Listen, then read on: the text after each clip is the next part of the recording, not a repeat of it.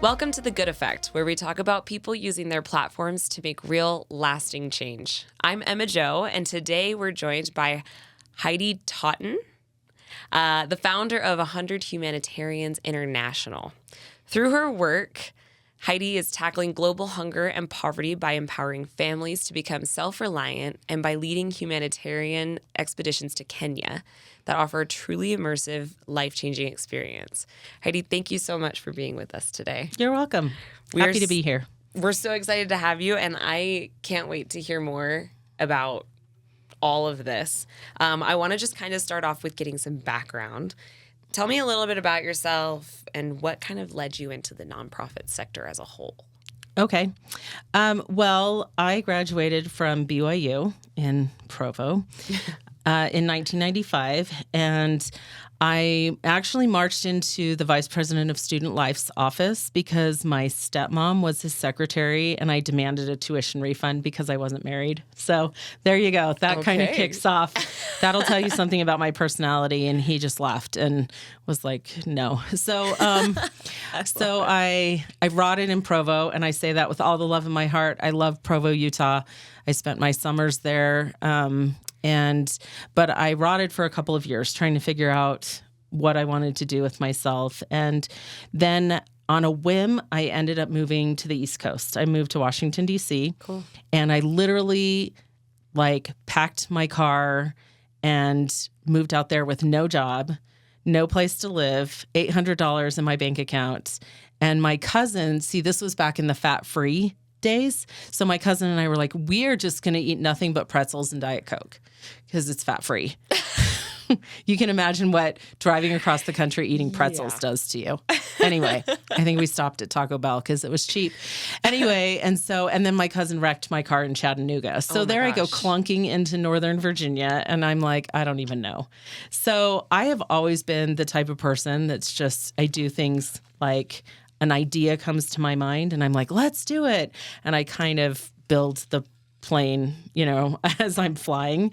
Love it. And so my very first job was at the Watergate Hotel, and it was a temp job. Okay. And I was like, I have arrived. I am in our nation's capital, and I am working at the Watergate for a day, doing pretty much nothing. I was just a temp, right? Right. But that was in 1997. And so the tech world was really coming on the scene. You had America Online. I think it was maybe at 3.0 by then. You guys probably weren't even born at that point, but yep, I see by your faces no. And so this was like the startup. It was basically the Silicon Valley of the East Coast. It was cool. Northern Virginia, and there was a lot of opportunity. And so I started working for a company that I was going into HR. And my background's in family science, so I thought HR is just a natural progression. No, it's not, because I don't like whiny people that have to turn in paperwork. So they moved me to the recruiting world.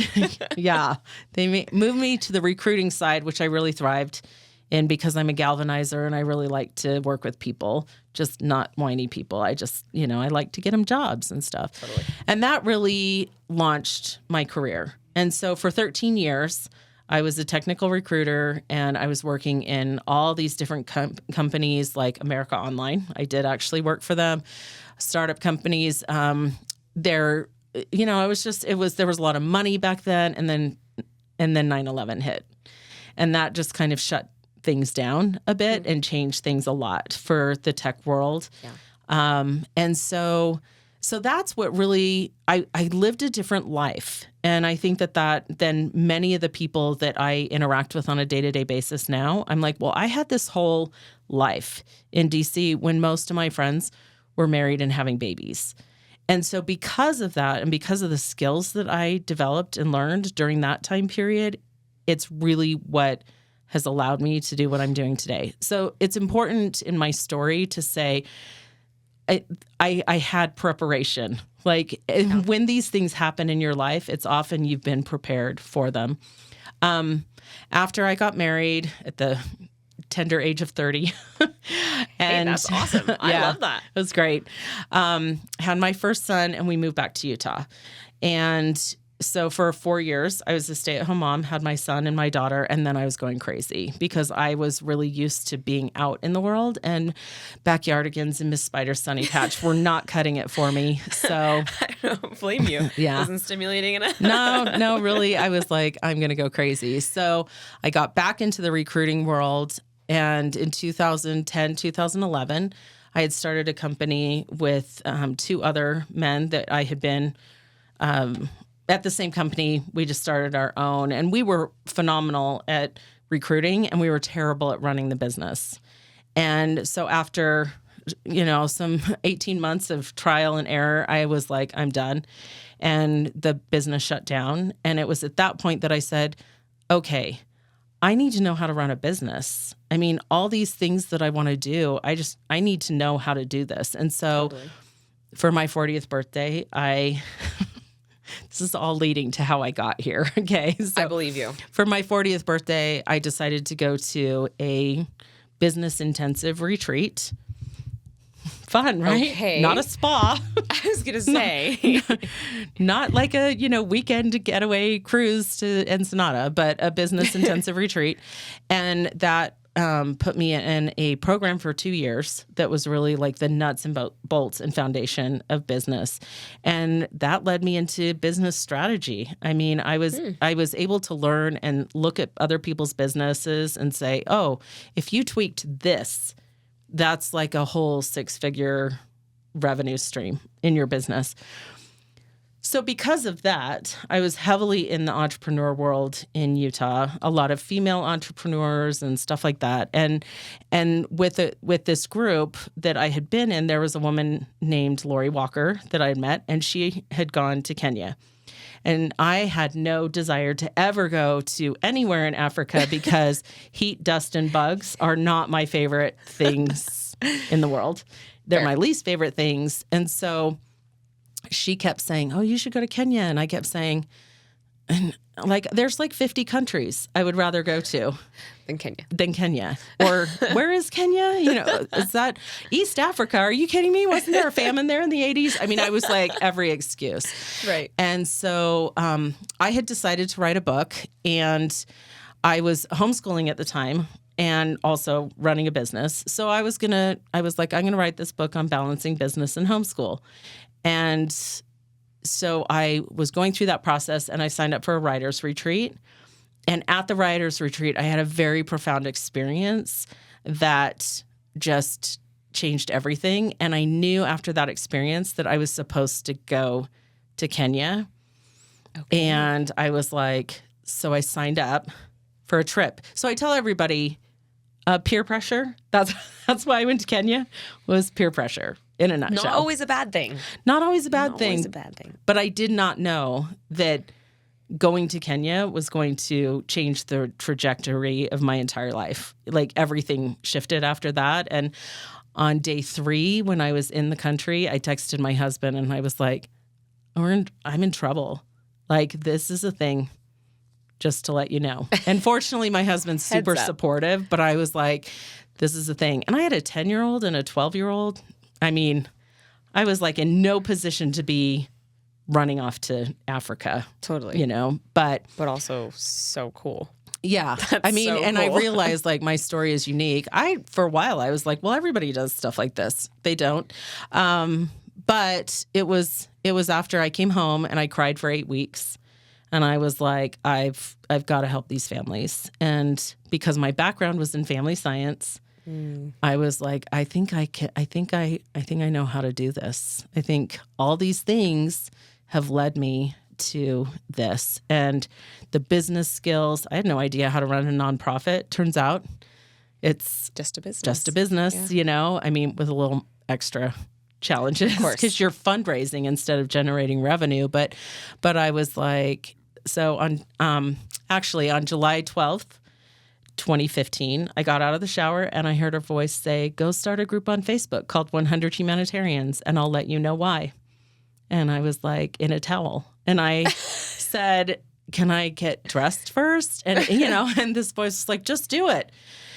So I started this organization almost 10 years ago on my phone in a towel. Wow. And there you go. That's how I got here. That's such an awesome origin story. 10 years ago in a towel. Yeah. That's so cool. I'm like peer pressure and shower scene. I don't know. That's my story. People always say you get your best ideas in the shower. So true. I believe it's a real thing. Yeah. So what about going to Kenya? What was it? What drove you to focus on Kenya specifically? Because I'm sure there's families all over Africa, all over the world, really, who are struggling in a similar way. So why specifically Kenya? They are. And Kenya chose me. So I've talked to so many people who have started humanitarian organizations, and it's like that country calls to them. I didn't know that Kenya was going to be, 24-hour flights. Are you kidding me? Yeah. I didn't know that it was necessarily.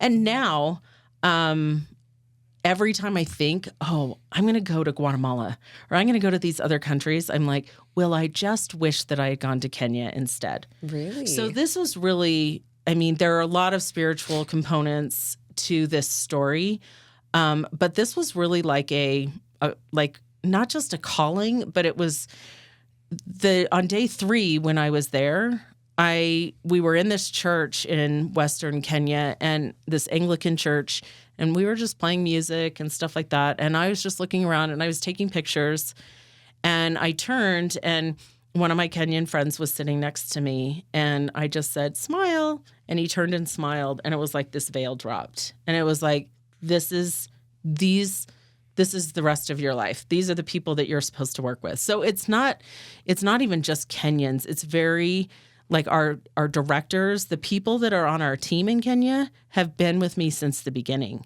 So this is like a thing. It's like a family gathering. That's so cool. And the people that come often on our expeditions, they come 2, 3, 4, 5, 11, 12 times, so That's this so is their awesome. thing too.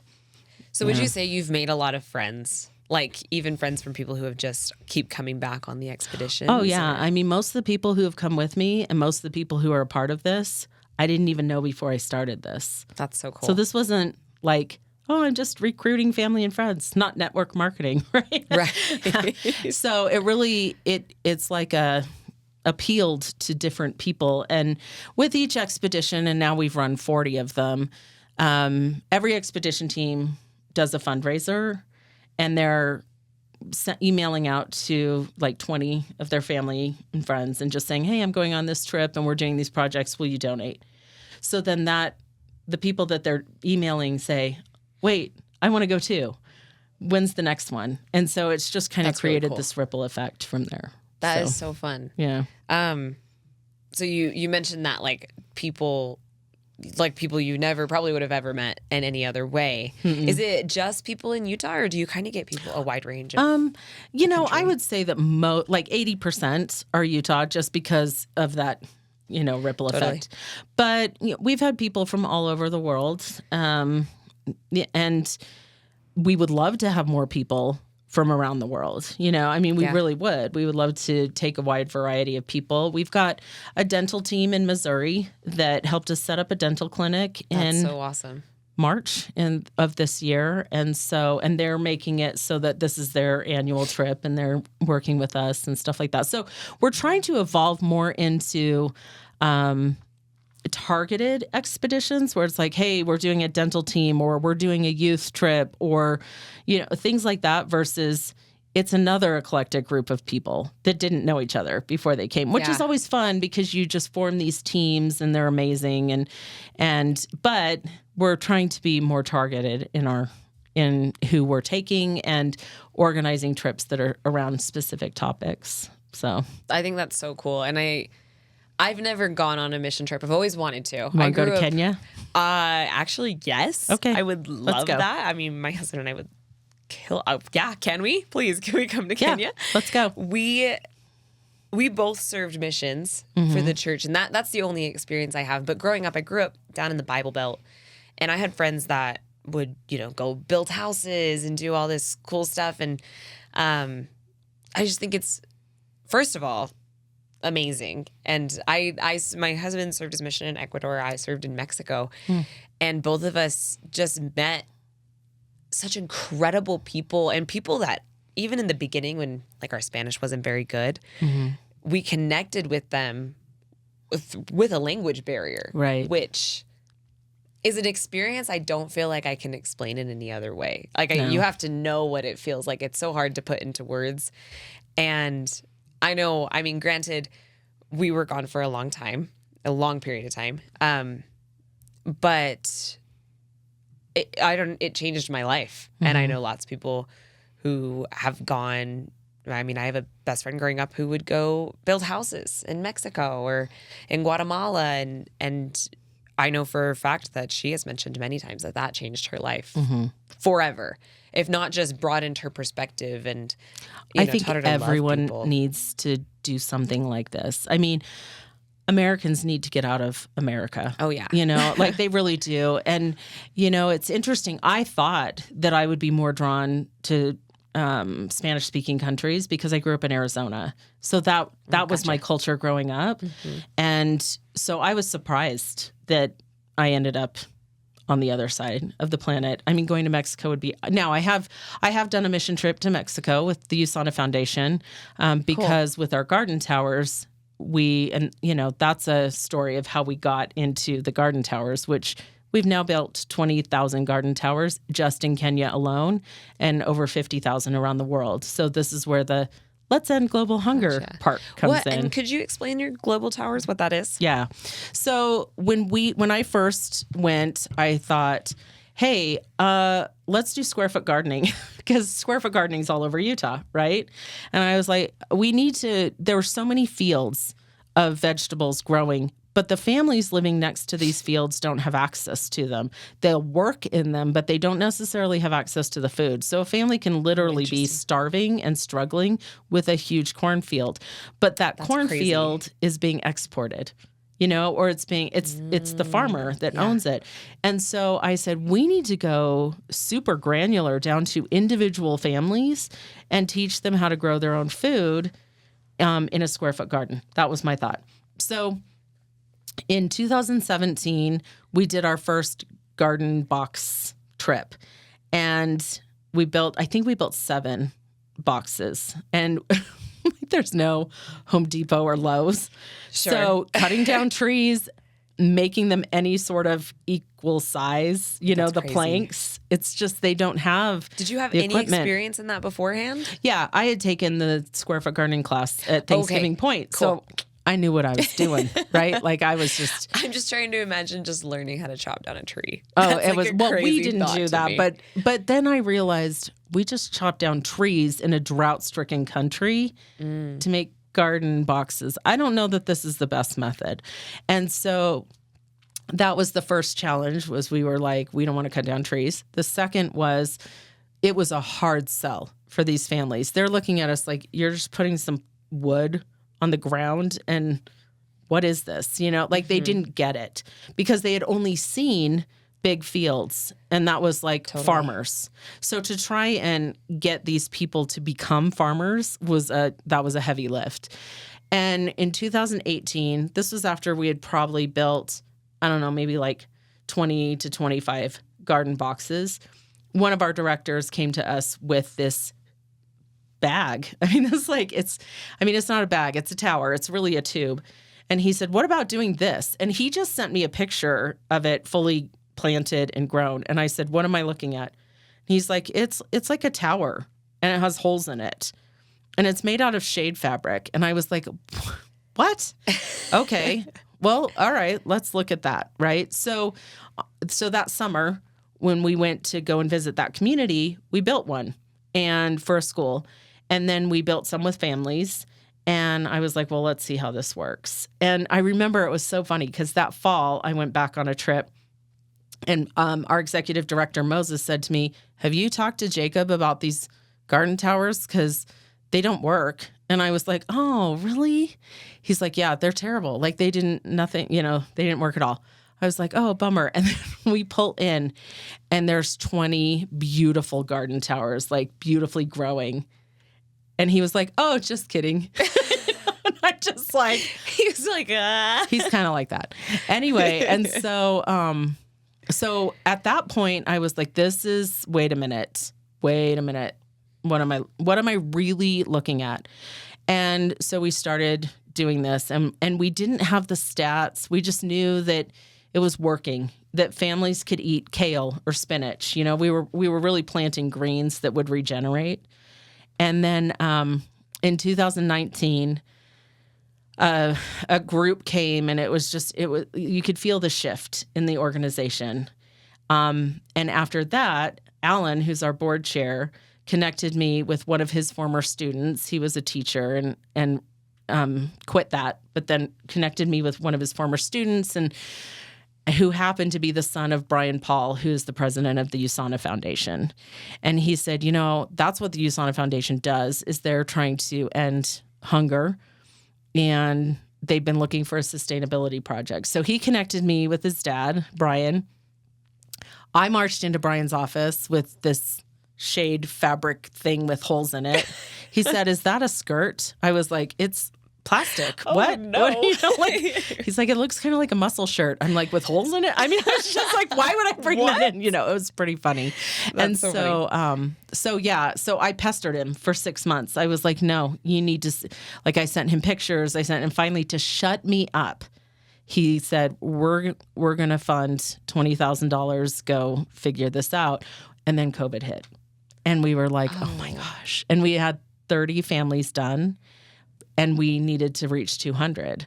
And so our team, and this is, you know, there's so many factors to this. Like, our team of boys that we had sponsored in school, we had hired to do this, you know, like they had all graduated, and they would sneak into these families to build them, so that because of COVID, everything was shut down.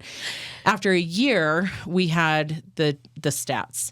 And what came from these stats of building 400, because we built 2 garden towers for each family, what came from these stats was that they would feed a family of 5, 3 to 5 meals of fresh vegetables ongoing every week for as long as the garden tower lasts, which we still have garden towers that have been going for 5 years. Wow. So we were like, we are sitting on a frontline solution to global hunger that is duplicatable, that's sustainable, that's simple, that's super cheap, and every country has shade fabric. In fact, from now on, you will drive around and you will see shade fabric everywhere, and you will think, I should turn that into a garden tower. Is that what you do? That's what I do. You do that all the time? You know, I'm like, I see shade fabric. Entire buildings are wrapped in shade fabric in Kenya, and I'm like, let's just ask them if they'll give that to us, like for construction and stuff like that. Have you ever tried that? I don't know. It's in Nairobi, so. Gotcha. So yeah, and so after we had this concrete study, and I took it to Brian, and he was like, all right, we're pouring gas on this. And we did 500 more families, and Brian came to Kenya with us, and then that just exploded. And now our garden towers are in 11 communities in Kenya. We've built over 20,000. USANA has taken the concept, like we revamped the pattern to make it more universal for different countries. They're in 14 countries. Wow. We've built over 50,000. And now we're like, we need like millions and millions of dollars to just reach people, you know, and because you have to go grassroots and you have to teach the family. But once you teach, so this is what I tell people, I'm like, you find the 5 busybody women in the community, and you teach them, and they'll teach everyone else. That is true. You I know? feel like in almost anywhere you go, it's like network marketing garden towers. You know? It really is. I love that. And is it? Yeah. You kind of mentioned that, like that's the big mountain, I guess, is to teach these families. Not anymore, really, because now they've seen it. You know, so now they get the visual, they get the concept. Families are demanding. They're like, really? When do we get our garden tower? We have lists so they and love lists them now. and lists. Oh, yeah. That's so awesome. And they sell extra vegetables, and that brings in an income for more food. And so this is like that kind of ground level opportunity for them to generate income. And some will go on and they'll save money and they'll buy chickens, and then they'll raise chickens, and then they'll sell eggs. And that actually is what this program, this model we've developed, gets families above the $1.90 a day poverty line. Wow. That is But so you awesome. have to start with stewardship and teaching. You can't just like go and give handouts. You have to be like, we're partners in this. It can't be I say all the time, I'm like, who even told them that they're poor? We did.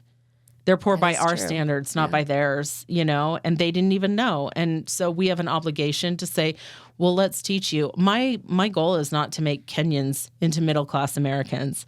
My goal is to help Kenyans be able to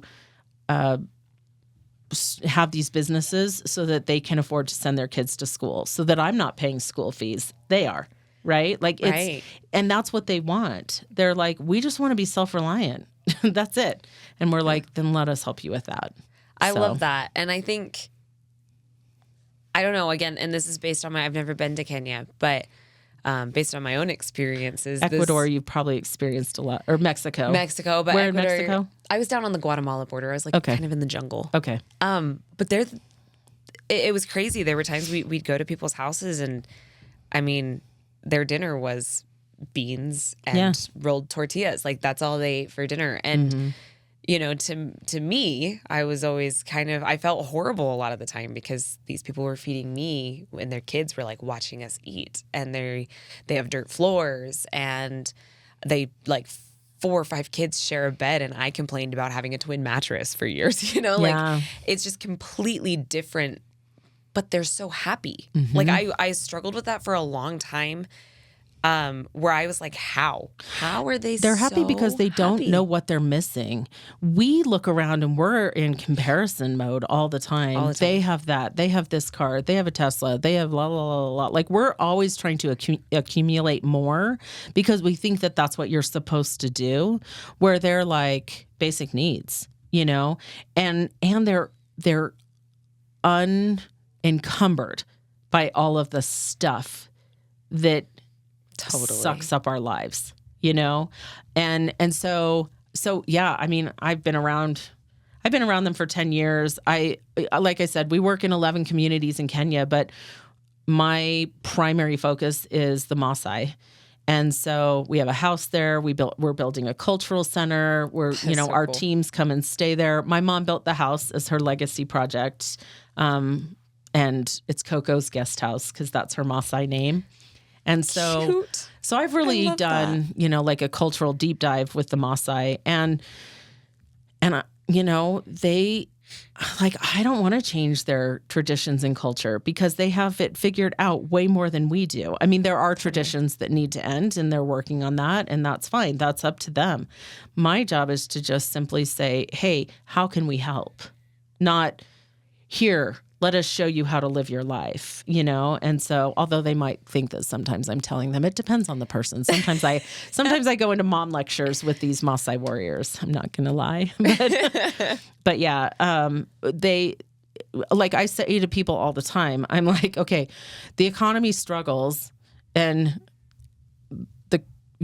at this point, I'm like, when the crap goes down, my money's on the Maasai. They've lived like this for thousands of years. We're the ones that can't figure out how to live without air conditioning and electricity and stuff like that, where they're like, well, we're used to walking to a muddy river 5 times a day to get, to get water. So, yeah. There's something really beautiful about that.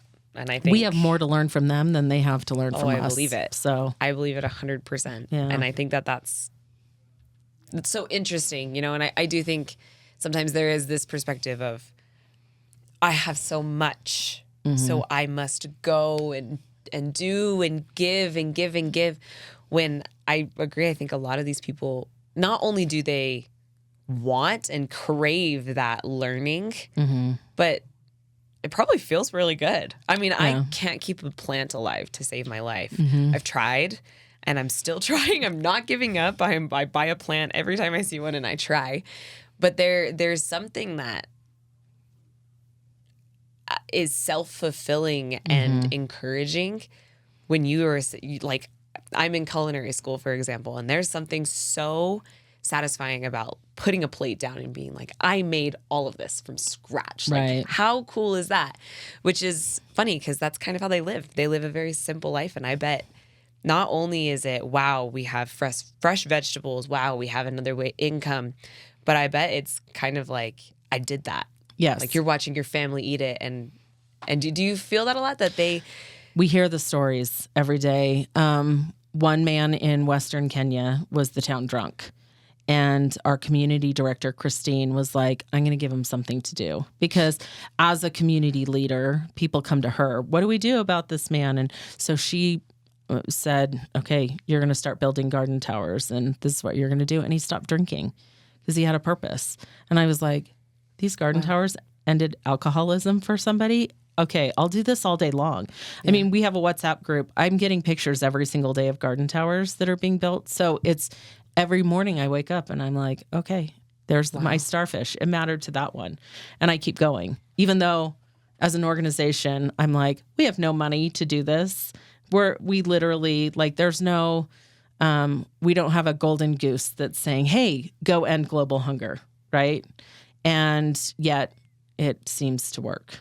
And I tell people all the time, you can't outgive God, for one thing.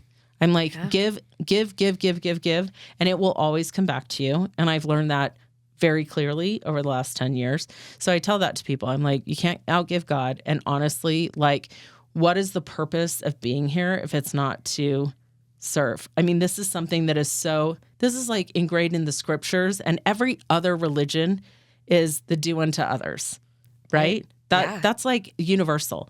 And so, so for me, I just think, and it's not, sometimes I don't want to do this anymore, and other times I'm like, I get to witness so many miracles every single day. I'm like, I'm really sad for other people that don't start nonprofits. Makes you feel pretty wealthy, I bet. Yeah. I mean, truly. Yeah. And I have a lot of kids in Kenya now. I love that. So I love that so much. Do you have a story in particular that really touched your heart, that has stuck with you over the years and kind of kept you going? Yes. So it's really Christine's story, and she shares it with our teams. But Christine, she was the very first person I hugged when I got off the plane in 2015, and she was very shy. She's a seamstress. I didn't know that much about her, even on that trip, because she was so quiet. And it was mostly because she didn't speak English. Now she's like a fiery preacher woman. I mean, she speaks English because she's been around our teams for years. And so, but Christine was, her mom left when she was very young, and her dad remarried. And polygamy is legal in Kenya. So it's not divorce. Nobody gets divorced. It's just remarriage. And so, so Christine started menstruating at the age of 9 and did not know what was happening to her. She thought she was dying, and her stepmom was no help and just accused her of playing with boys, basically thinking that, saying, oh, you were raped and that, or you're playing with boys and that's why you're bleeding. And so she was kicked out of school because of it. She had nothing to use. So she would just go and bleed in a cornfield for a week. And this happened month after month after month. My gosh. And so eventually she had to drop out of school. This is the story of millions of Kenyan girls. This is their story. So because if they don't have any way, to take care of their periods, then what do? Well, often they're taken advantage of by male teachers who trade pads for sex, and then they end up pregnant. And then they drop out of school. I mean, this is the perpetuation of poverty, and it really starts with this. So the core of period poverty in these countries, it's like you got the food issues, but then what do you do? And these girls will use anything, mattresses, leaves, anything that they can use. So Christine ended up running away to Nairobi, where she found herself pregnant at 13. She doesn't really know how old she is. So around 13. Wow. And had to prostitute herself in order to have water during labor, to get 50 cents to buy water. And she lived in a cardboard box in the slums. So this is the first person that I hug in Kenya. And so through her story, she had just had really fortunate situations and ended up meeting a Christian missionary who helped her learn how to sew and started to teach her English and stuff like that. And so she started sewing. And when I met her, that was when the Days for Girls program, which is reusable feminine hygiene, was coming on the scene. And so we sent her to Uganda to Days for Girls University. And so reusable feminine hygiene products became one of our pillars. That's one of our health pillars. We call them our hope kits. And since then, we've revamped the pattern and things like that. But she's helped thousands and thousands of girls get access because her story was that she didn't have it. So now thousands of girls have access to these washable pads that her team sews and distributes. And 3 of our community directors that are women are part of that program that are distributing hope kits and stuff. So here's Christine now, and we're 10 years later, and both of us are like in our 50s instead of our 40s. We're the same age, and I just think, oh my gosh, like what if I hadn't met her?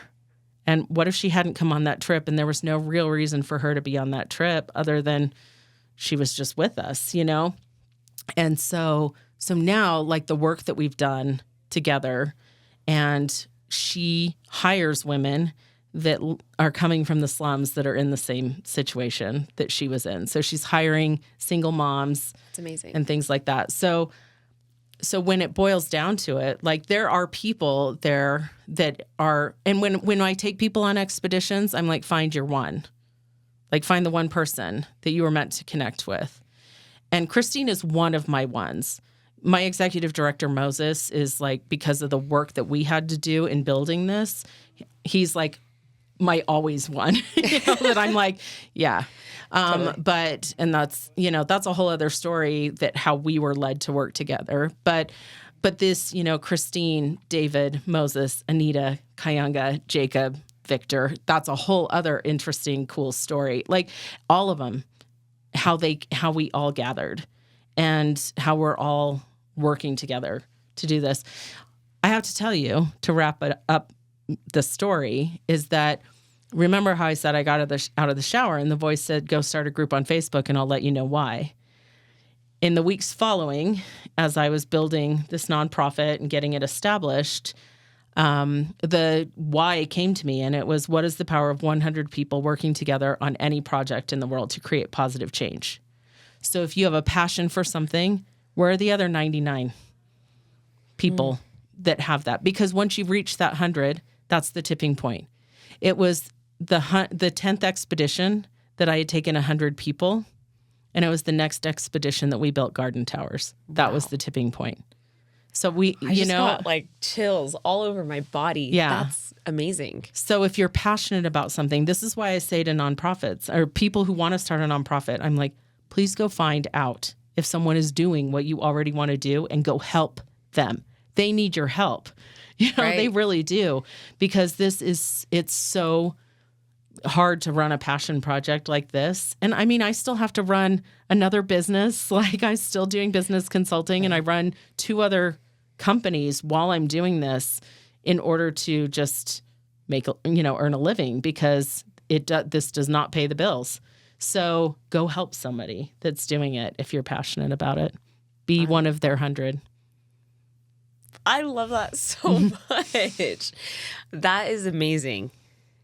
I'm like thinking that through. I love that you just said be one of the 100. Mm-hmm. That's so interesting that the tipping point was that. So was that your answer? Was that the why? The why that was your why, was the 100. Yeah. Because 100 so Humanitarians, like as a name, has nothing to do with Kenya, but it's a prototype for what's possible. And that's really what I'm saying to people is I'm like, I got the message loud and clear that I was not going wide across the world. I was going deep. And through the USANA Foundation, we've gone wide. It's the partnerships. So amazing. And the USANA Foundation has partners in different countries. And we've been able to help train those partners as well. But I'm like, then they're able to stay in the country that they love and still do these projects. Yeah. And so partnering with other organizations that care about hunger and saying, hey, we've got this solution. Do you want to implement it? And the answer is always yes. They're like, yeah, let's go do this. So we're able to get this out. And so I don't have to go wide. I can just stay where I'm planted but it still is reaching people around the world. Well, and it sounds like you've had other branches as well with, I'm sorry, what's it called? It's called Hope. The packets for women. Oh, the Hope Kits. Hope Kits. Yeah, we really have 4 pillars. We have food, water, education, and health. And then we have 3 projects under each pillar that we work on. So every expedition, That is so cool. we're moving the needle on those 4 pillars. Always garden towers, sometimes chickens. I mean, under food, it's towers, Totally. chickens, and goats. And so we're... You're good. I do the same thing. So, really it's all about how can we help more families? And I explain to people that come with me, I'm like, your expedition is a thread in a tapestry. So it is going to make a difference. But if you step back and you look at 40 expeditions, then you start to see the picture of what's being created. That, these 10,000 families, because they each get 2 garden towers. I think it's more, but I'm not the one that keeps the stats on that. So we've tracked every family, every name, everything about them. But taking a step back and looking at, if you have 20 families and these 20,000 garden towers, and these garden towers feed 5, that's 100,000 people. 10 million live below the poverty line in Kenya. So that is actually statistically significant to reach 100,000 people in one country. That's crazy. It is. And it's just because our model works. And it's just because I spent all those years recruiting and all those years learning how to run a business. Wow. So I love that. I love that you got to use your natural skills as well. Like you said with your first introduction story, that you slowly built these skills. Yeah. And was there ever a moment where you're kind of like, why am I doing this? And now you look Every back day. and you're like, heck yeah. every day I wake up and I'm like, was that a dream? Do I actually work in Kenya? Is this really a thing? I mean, because I just tell people, I'm like, I'm kind of just like a middle-aged mom from South Jordan.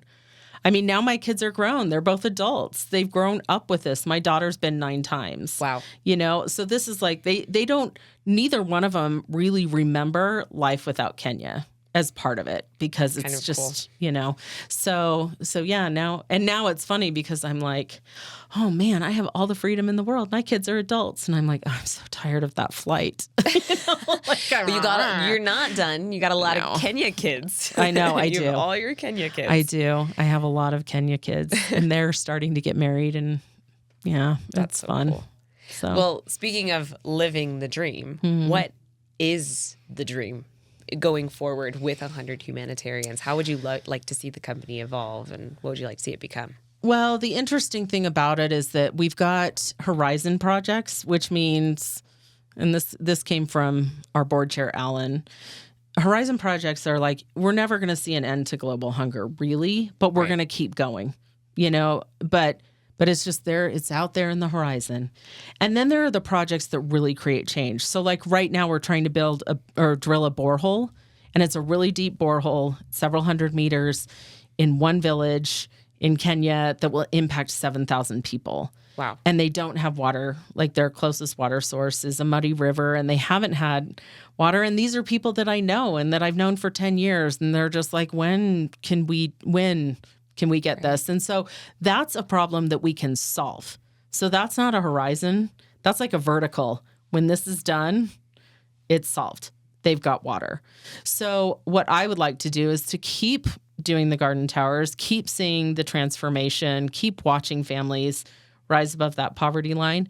But then I also want to create massive change for very specific villages that I know because I'm there and I'm on the ground and I see it. It's not just like, hey, we need this. Like these are areas that the biggest water drilling companies like water.org, and they're not reaching them because I look at their maps and I'm like, are they here yet? No.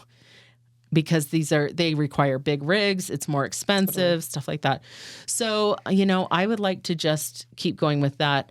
My biggest dream, though, is this cultural center, which we built in order to help preserve the stories and the history of the Maasai tribe, because it's disintegrating, because as more generations go to school and leave and things like that. And this is the indigenous tribe to Kenya. It's one of the oldest tribes in our civilization that is still practicing their traditions and culture and stuff like that. And so I would like to preserve these stories of these families. And that is it, it takes time.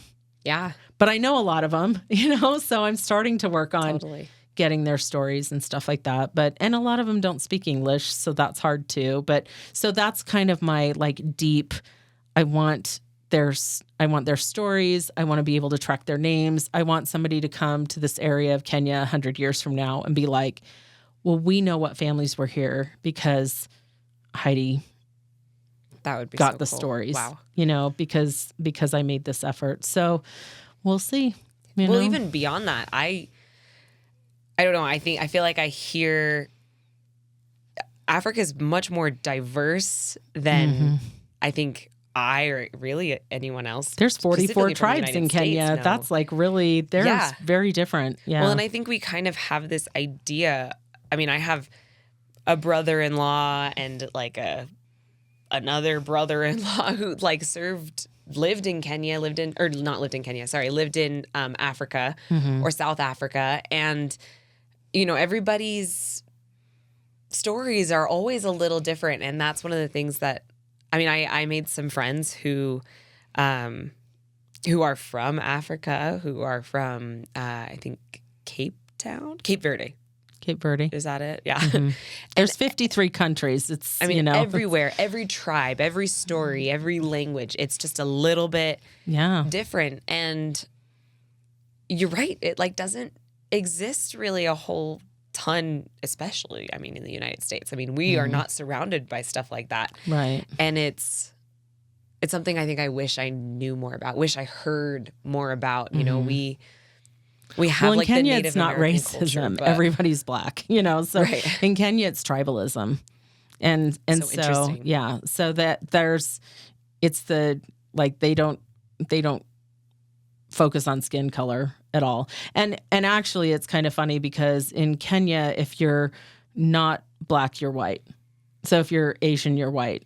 If you're anything other than black, you're white. That is so interesting. There's just the two. And it's funny, because of course the kids love to play with our hair and touch our skin. And a lot of the families that we go to they've never seen Mzungus. Those are foreigners, which really means white people. But, and so they've never seen them in person, or they've seen them at a distance and we're in their homes and playing with them and, giving them stickers and stuff like that. So, it's really cool. But I tell people, I'm like, we need Kenya more than Kenya needs us. Truly.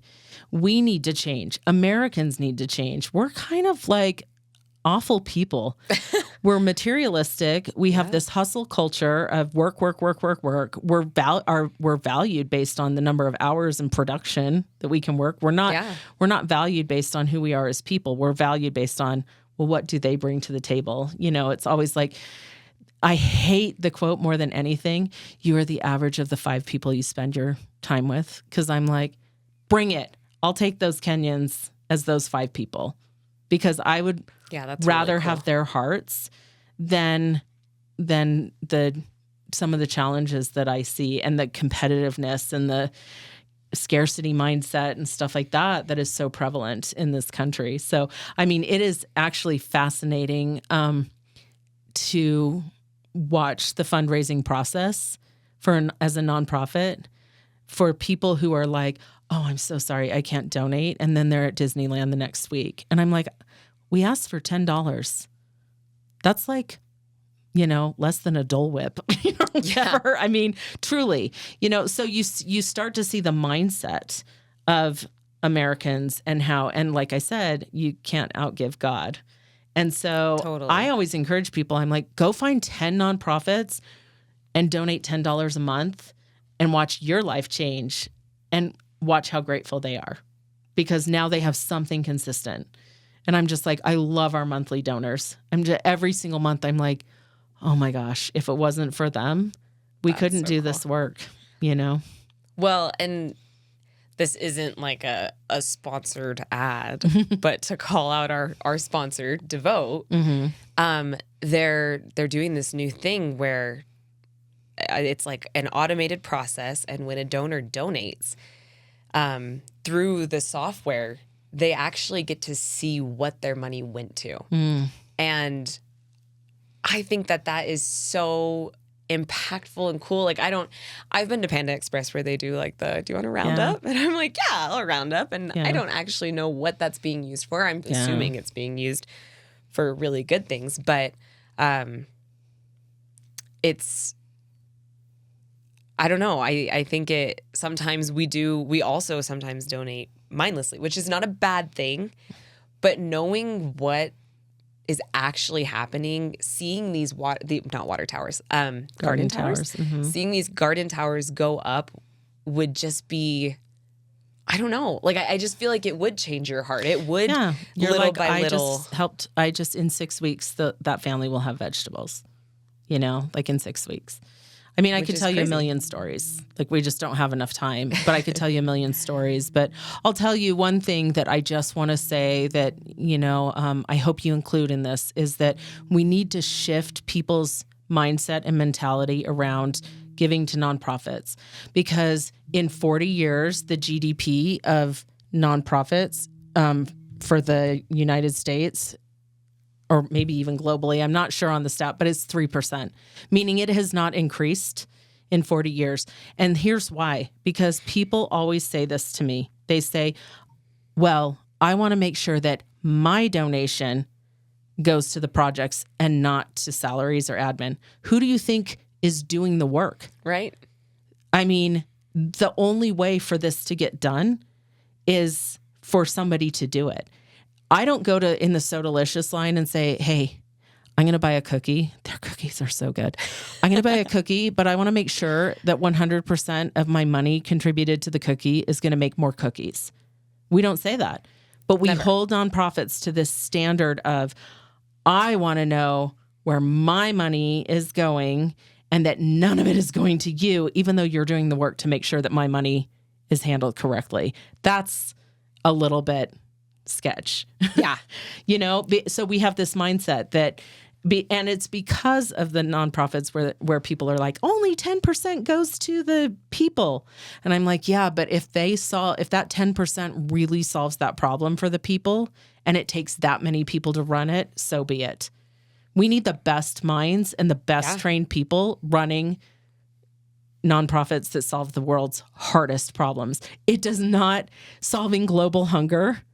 You don't want to be like, well, let's pay that person $25,000 a year to solve global hunger. You're not going to get the best minds at that. So we need to shift how we think about it. And I have people who come to me and they're like, here's my donation of $10,000. Use it as you need to. And I'm like, hallelujah. Because suddenly I have a buffer to be able to do things that need to get done. So I'm just going to say that. No, and I love that because, I mean, like I said, I'm finishing up school, and I think about, I mean, what this university is a nonprofit, but I get grumpy about paying tuition, but I also get to go to school in a really nice facility. Yeah, and so and granted, there are, I'm sure, nonprofits that it's not even, but I mean, if you look at the they're actual corrupt businesses. outcome. But in every business, place, in every in industry, every situation, yeah. Well, I tell people, I'm like, do the research. I mean, nonprofit financials are public. Like the 990 forms, we all need to have them on our website. Do the research. Look at what they're paying for different things. Ask them, investigate, say, what do you do with the money? How do you, do the research up front, but then donate with your whole heart and not a caveat of, well, I want my money to go here. Just trust that if you've done the due diligence on this organization and you can see their results in our Facebook group, I'm like, go scroll and you'll see 1,000 garden towers. It's clear what the money's going to.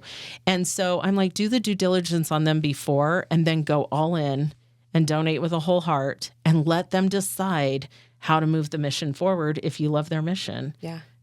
Don't hinder them even more by making it, strings attached or I want this. The best donations are whatever you need it for. I love that. Unrestricted funds. And I'm a big believer of what goes around comes around. Absolutely. We wouldn't have been going for 10 years. This wouldn't have worked if I was a shady creature. It just wouldn't have.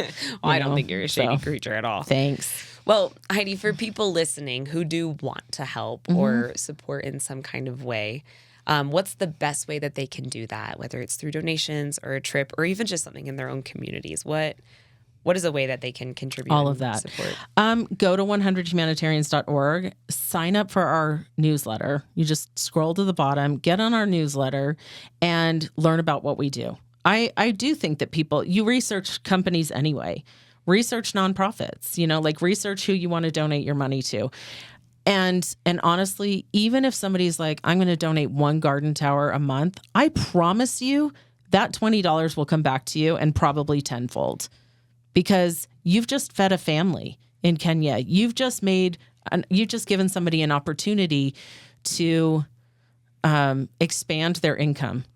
That's what you've given them. So even $20, like we tend to say, like you were like, it's our next meal. And I'm like, hey, you know what? You throw that out in the world, you'll have 10 meals. I probably shouldn't, probably shouldn't make that promise so hardcore, but I've seen it. I've witnessed it. But you even said earlier, you can't outgive God. What our one meal would be will be a whole week for them. Or even a lifetime 5, for them. Yeah. Yeah. And it teaches them a skill. So cool.